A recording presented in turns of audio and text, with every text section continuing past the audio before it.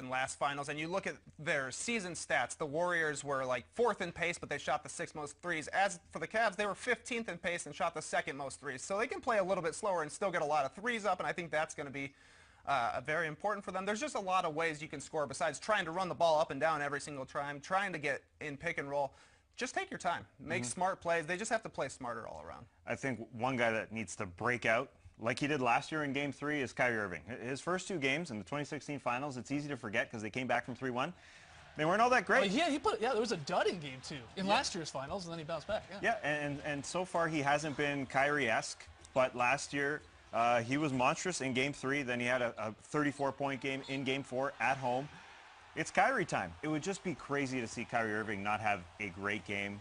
You know, like in the Eastern Conference Finals, you know, when they got home against the Boston Celtics, that's when he had his best game in Game 4, when he was needed. When LeBron had foul trouble, he's needed right now. He is needed. It's sort of like the Eastern Conference Finals. Kyrie's definitely needed. Look, okay, you look at the Cavs roster tonight, right? We know LeBron's going to go 35 and 15 and 10, usually in his sleep. That's just average for him. Kevin Love's been great in the first 2 games of these finals. I don't think you're going to get much more from Kevin Love offensively. You're right about Kyrie, 100% agree. He has to be big. But what about all these other Cavs guys?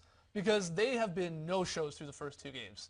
And I'm talking not just about the bench, which I'll get to in a second, but 2 of their starters in J.R. Smith and Tristan Thompson have unfortunately not delivered so far, again, through 2 games. And J.R. has, throughout the season, played better at home, and he's going to have to. And we keep bringing this up, but last year's finals, Game 3, after 2 sort of rough games again in Oakland, Game 3 was his breakout. He hit 5 threes. The Cavs won that game by 30 points. And he was double digits from then on. Yeah, he's got to get going. He was the 3rd leading scorer for the Cavs in last year's finals. That's sort of forgotten. Tristan Thompson, he's got to do a better job just having an impact on the game. He's sort of getting played off the floor a little bit. I get it. You know, he's only getting around 20 minutes per game. It's a tough matchup for him when the Warriors do go small, be it Durant or Draymond at the 5. I get that. But he's got to have some impact. He's got to get some more offensive rebounds, got to take care of the defensive glass as well. And then the bench.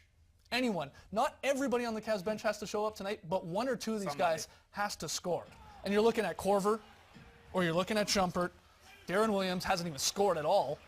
And maybe Channing Frye if the Cavs elect to go with him again. They need one of these 4 guys. I mean, Jefferson's done his part to some extent, but one of those 4 guys has got to hit a 3. They have to hit a 3 to have any chance of making this a competitive game, let alone pulling out the win.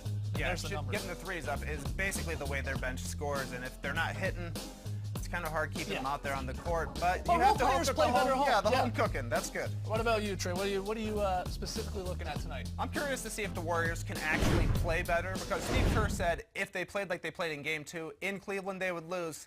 I don't actually think that's true. I don't think they can play much better, because look at the stats. 18 threes. That's the most ever in a finals game. 34 assists. That's the most since 1992. 132 points. Most in 30 years. Like you said, 50, 40, 90. Only the 2nd time ever. They can play worse because they're going into Cleveland.